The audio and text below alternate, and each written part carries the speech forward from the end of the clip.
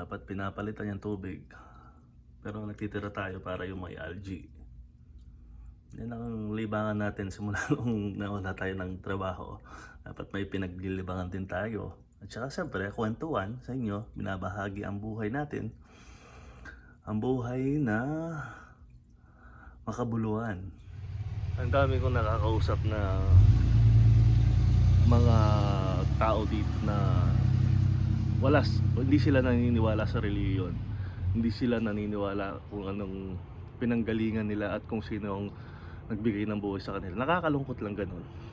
Pero of course, sa maliit na paraan natin, sinashare natin ang binabahagi natin, ang kaalaman natin sa ating may kapal na lumikha sa atin.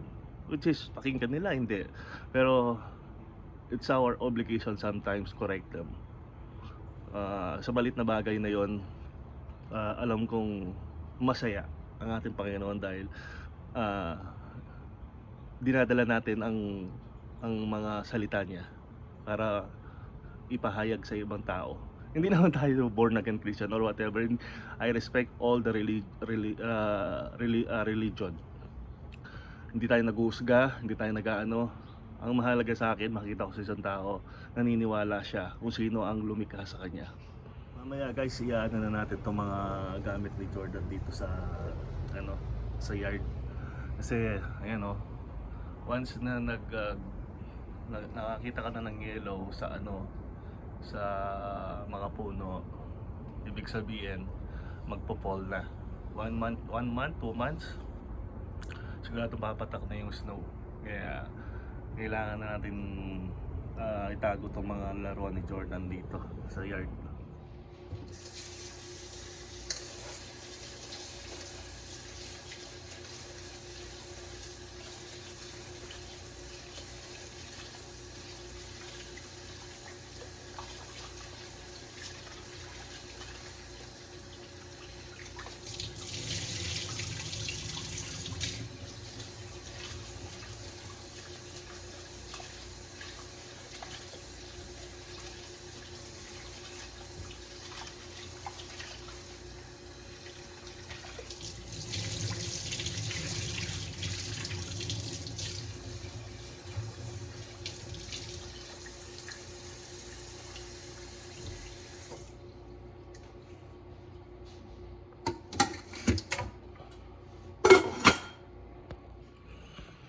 Yan.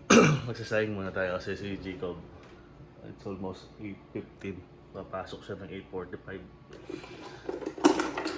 Sana makapag-breakfast pa siya. Mahirap kasi hindi kasi si Jacob kasi hindi siya kumakain bago pumasok. Siyempre nung tayo mga bata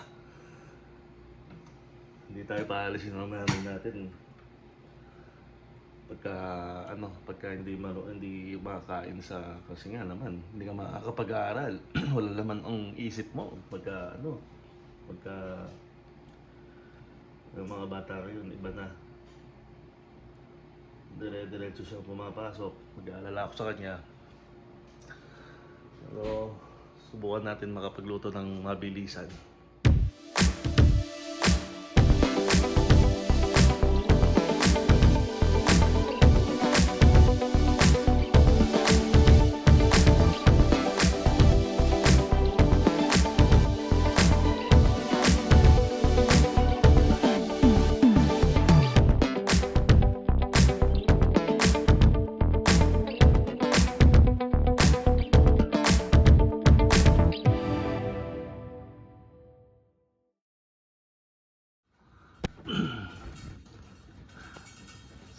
So maraming salamat again sa mga nagsasubscribe.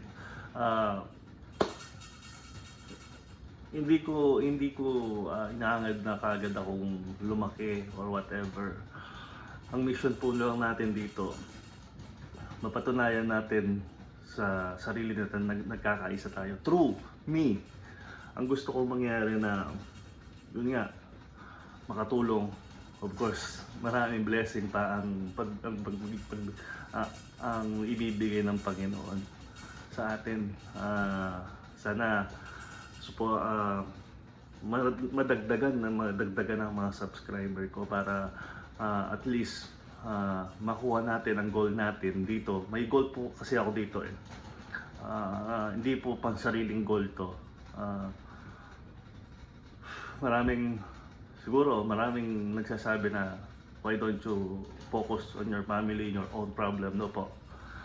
Every person, meron po tayo responsibility. Kung kaya natin tumulong sa maliit na bagay, tutulong po tayo. Yun po ang buhay po kasi habang tumatanda tayo, nakaka-realize tayo. Oo, nung bata tayo, wala tayong alam, pero nagmamatured, huwag niyong kakalimutan po ang pagtulong. Kasi mawawala tayo dito sa mundo na to. Ang mission natin, nakatulong. Ito po yung mga larawan ng pandemic. Hindi ko naman po sinasabing gusto kong ipagmayabang ang ginawa ko. Kasi gusto ko lang i-share sa inyo kung paano kami gumawa ng pagtulong ng pandemic. Yung mga ilang picture. Kasi po mga kababayan, totoo man, aminin po natin sa lahat, sa sarili natin, mas masarap ang nagbibigay kaysa sa nakaka-receive. Well, of course, hindi natin mapagkakaila na sabi ko nga, sakto-sakto lang tayo nakakaraos dito sa ating pamumuhay. Pero hindi po masama na tumulong, gumawa ng paraan para makabahagi kung ano man binibigay sa atin na blessing ng Panginoon. Sabi ko nga, mas masaya na ako dito sa pamilya ko. Hindi ko po expect makapunta po kami dito sa Canada. Sa totoo lang po. Hindi naman sa pinagmamayabang ko nandito kami sa Canada. Hindi po namin expect. Blessing po talaga at siguro ang way ng Panginoon ang nagdala sa amin dito. Paano ko nasabi yun? Sabi ko nga sa vlog, nag-aanap lang ako ng trabaho sa Manila. Hindi ko expect foreign worker. Hindi ko expect na makapunta ang pamilya ko dito. Si Jacob at saka si Mrs. Sa tuwing nangangailangan ako ng, sige, tuloy natin yung Sa tuwing dumating na si Mrs. dito, si Mrs. open work permit, foreign worker pa rin ako during that time. Si Jacob, in-apply ko ng student visa. So, ang madaling salita, naka-temporary sila. So, sa tuwing nagre-renew ako ng work permit ko, sumasabay sila, nare-renew rin sila. Ang nangyayari,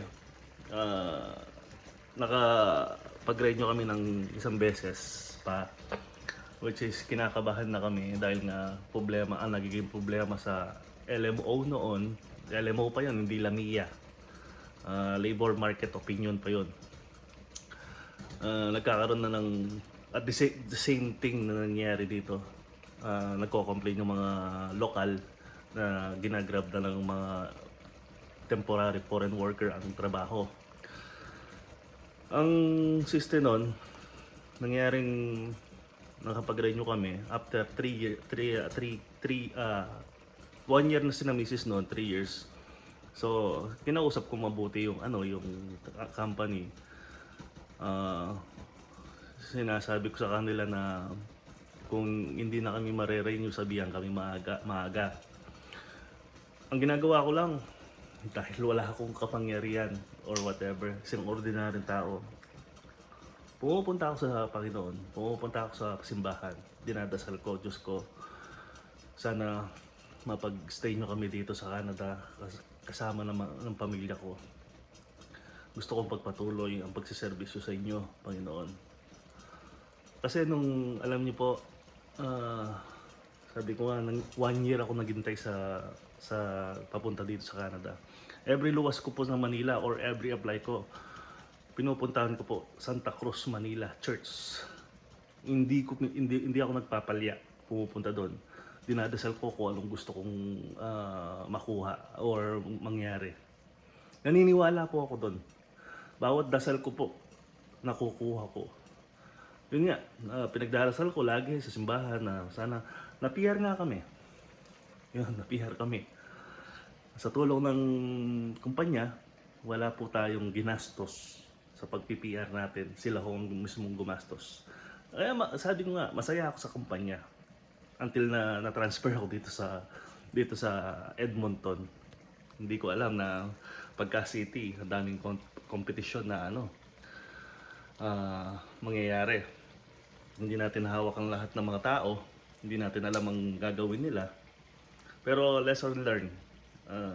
Sabi ko nga sa inyo, habang nagkakamali, i-take nyo yung positive. Tapos yun, na-PR kami. Sumali ako sa mga community, sumali ako sa mga community ng Alberta. Marami akong kaibigan diyan sa mga community. Hindi na lang nga kami nakikita dahil alam niyo naman sa Canada, pagka may oras ka, doon ka makakapag-attend. Pero yan, ina-assure ko po sa inyo, sa tulong ninyo mga kababayan, pagpapatuloy ko ang mission ko. Yun ang magiging magiging goal ko sa buhay.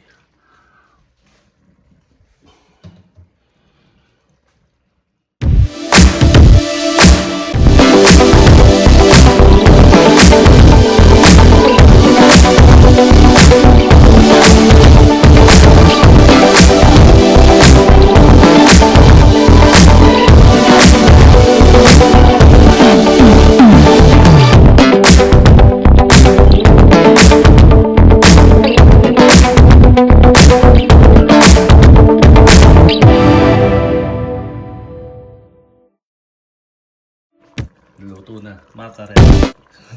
Mga lutong mabilisan, pang-almusal. So bumalis na, hindi na nakapag-almusal. Late na siya, alas 9 na. Sigurado tatawag na naman yung teacher niya, late siya.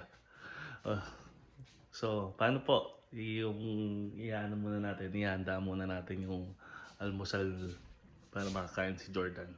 Pakainin muna natin yung mga isda nating mga alaga nating isda bago tayo mag-almusal kasi si Jordan nasa taas pa, ayaw pang bumaba.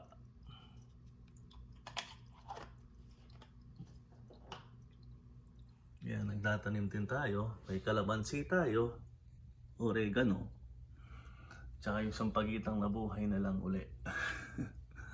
Yan ang libangan natin. Kailangan maglibang tayo at hindi natin, yun ang alternative para hindi natin isipin ang mga nangyayaring negative, positive natin yan. Diba, ayan nakikita mo kalamansi nabubuhay, that's a positive. Hi to our friends, magaling na po ako, thank you po sa pagpe-pray. Say hi. Hi. Ayaw bang kumain eh. You want to eat now, fish? I cook already. Yeah? Bye-bye na. Bye-bye. Eat na daw si Jordan.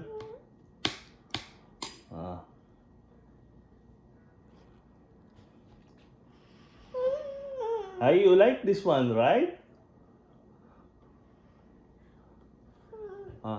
Open mouth. Oh, look at fish, oh. Fish.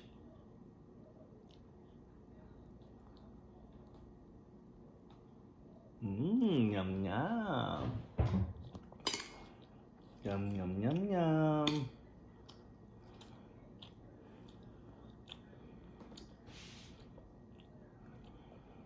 Kain po tayo, sabihin mo.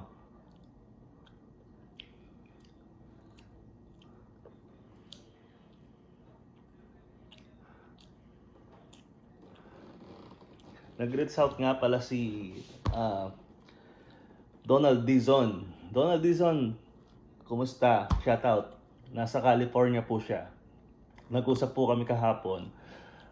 Nagpapasalamat po ako, nakaka-relate po siya sa mga sinasabi natin. Alam kong naniniwala ako maraming nakaka-relate. Tol, Donald, laban lang sa buhay. Malay mo, magkita tayo at makapasyal kami dyan sa California. Say hi daw, sabi ni Baby Jordan. Donald. Very good. Yun lang naman talaga ang mithiin natin, yung makapag-inspired. Huwag tayo susuko, parang Donald, laban lang.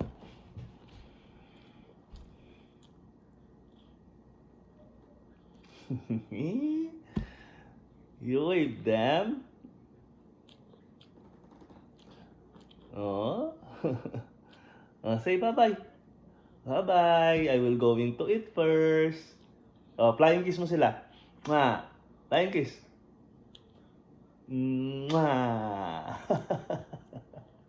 Bye-bye. Gusto pa daw niyang sumali sa vlog.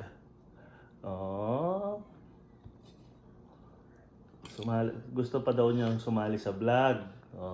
Para in a future, yes, makikita mo yung sarili mo sa YouTube. Oo. Sarap po ng pakiramdam pagka kumakain yung baby mo. Yung nakakain siya. Mga bata kasi ngayon, pihikan na. Buti nga ito, kumakain ng tuyo. Kumakain din ng tuyo to, si Jordan. Mga dilis yan. Kailangan po kasi natin pakainin ng... You don't want anymore? One more. You want to sleep? One more, open mouth. Yum, yum, yum, yum, yum, yum, yum.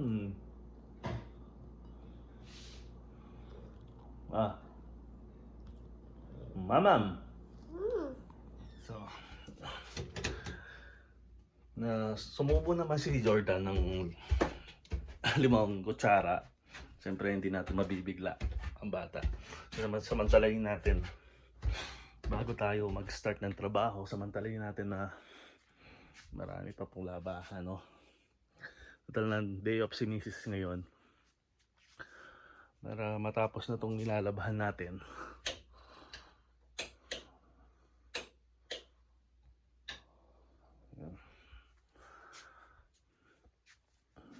Dito muna tayo magkwentuhan, mga kababayan.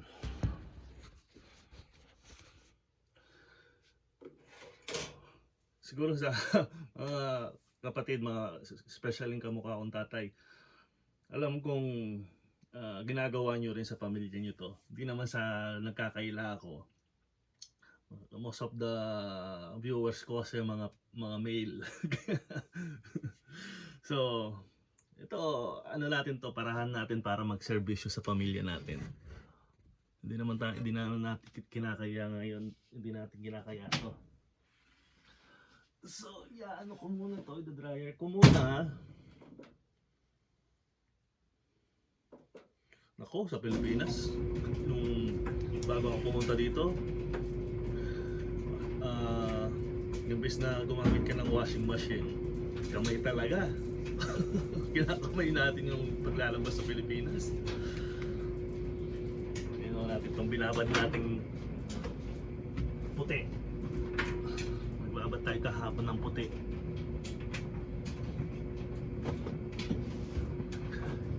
Sarap naman ng pakiramdam. Iba na kasi yung ngayon, panahon, yung kultura natin, di ba? Lalaki, trabaho lang yan. Hindi na po ngayon. Equality na po ngayon. Pare-parehas. Kaya yung desisyon namin sa buhay, mga kaibigan, mga kababayan, pantay po. Hindi lang po lalaki ang gumagawa ng desisyon. Para ang tawag doon, para maging maginhawa ang samahan ng mag-asawa. Kailangan natin respetuhin respetuhin din ng ano natin, ng asawa natin. Ang paglalaban na to, dati sinasabi ng tatay ko, gawain pambabayan. Hindi po. Hindi na po ngayon.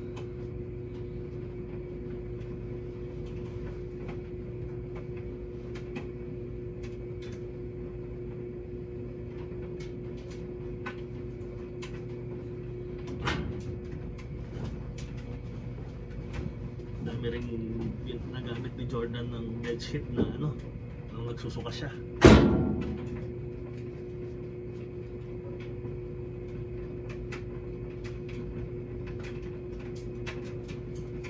Ang dami namin jacket na hindi na ginagamit, ba? Dito sa Edmonton, hindi ko alam kung saan pwede mag-donate. Na Inags, kung nakakapanood ka sa vlog ko, saan ba kayo nagdo-donate ng mga ano, ng mga tawag doon? Saan ba kayo nagdo-donate ng mga hindi nyo ginagamit mga damit dito sa Edmonton? Kasi alam, dati sa Olds, nilalagay lang namin doon sa mga blue bin na station.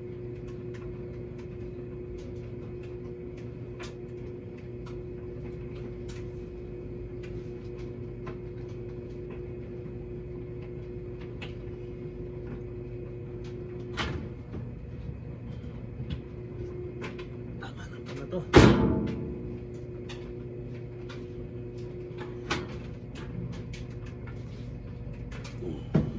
Nagsasabi nga ako minsan na natatawa ako, yung bang washing machine na nabili nyo panlalaki? Tingnan lang natin, medyo nagloloko tong dryer natin kasi pinatay ko hapon. Kasi pagka hindi mo inaano to, pagka hindi yung pinatay, magdamag, nagsa-cycle siya. Kahit natapos siya, may cycle siya. Eh kaso pinatay ko kahapon, basa pa yung nasa loob. So kailangan natin patuloyin talaga. Mahal din ng ano dito, mga kababayan, ng tubig. Naalala ko nung nasa Saudi ako, papasok kami, kung minsan sinecheck namin ang label ng tubig. Binibiling tubig dun sa Saudi eh, isang truck. Every ano yun, 3 days nagdi-deliver sila. So ilan ang gumagamit, kaya pagka naghugas ng plato talagang tipid na tipid. Yun ang mga naranasan natin sa Saudi. Shoutout nga pala sa mga kasama ko sa Steakhouse Jeddah, Riyadh, yan. Marami pa rin tayong mga kasamang mga kabatchmate natin nandoon. Mga iba na nagsiwalaan na nagpunta na lang rin ng ibang bansa. Pero alam ko may mga sa mga bago diyan sa Steakhouse, kumusta? Maayos na yung ano niyo diyan. Yung ano tawag doon, patakaran ninyo. American company na yung may-ari. Sa amin, lokal. Ang hirap ng pinagdaanan namin sa Saudi. Pero shoutout, mabuhay kayo diyan. Tapos nakikita ko sa balita ngayon, mga kababayan ko sa Pilipinas, mag-ingat po kayo sa bagyo. Kaya natin yan, bagyo lang yan. Lumaki ako sa baha. Every year, bumabaha na lang. Simula noon pumutok po yung Pinatubo. Masyado ng mababa ang Pampanga. So every year, lagpas tao ang pinagdaanan namin sa Pampanga. Lumaki ako doon. Sabi ko nga, inanok sa mga anak ko, yung mga kwento natin nung bata. Pero yung mga bata ngayon, sasabihin sa iyo, you're not me, you're not me, you're not me. Hindi, ginagawa lang natin example. Hindi natin in-insist kung ano tayo. Hindi tayo ganun na tatay. So, yun. Kung minsan sa buhay natin na yung mga pinagdadaanan natin, kinukumpara natin. Halimbawa, ngayon dumadaan tayo ng walang trabaho. Ito ang pinaka-ano natin dito sa vlog ng araw na to. Dumadaan tayo ng pagsubok. Continuous tayo dumadaan ng pagsubok. Pero rewind nyo po. yung mga pinagdaanan ninyo yung maliit kayo. Tatawanan niyo na lang po yung mga pagsubok ngayon sa sa mga nangyari sa buhay nung araw, no, nung mga maliliit tayo. Yun na lang po ang gawin natin. Tingnan natin ang pinagdaanan natin, nakasurvive tayo, naka-ano tayo. So, yun lang mga kababayan. Ito lang siguro muna ang vlog natin itong araw na to. Salamat sa mga bagong subscriber ko. 125 na. So, lumaki po tayo within 1 week ng 25. Oo, 27. So, sana patuloy niyo po kaming suportahan para ma-inspired din namin kayo sa mga araw-araw nating pamumuhay. So, hanggang dito na lang mga kababayan. Sana mag-ingat kayo kung nasan man kayo. Lagi nating iisipin na ang Panginoon nakantabay sa atin. So, God bless everybody. Take care. Please like, subscribe, and share my channel. Especially, paki-subscribe na lang po. God bless all po.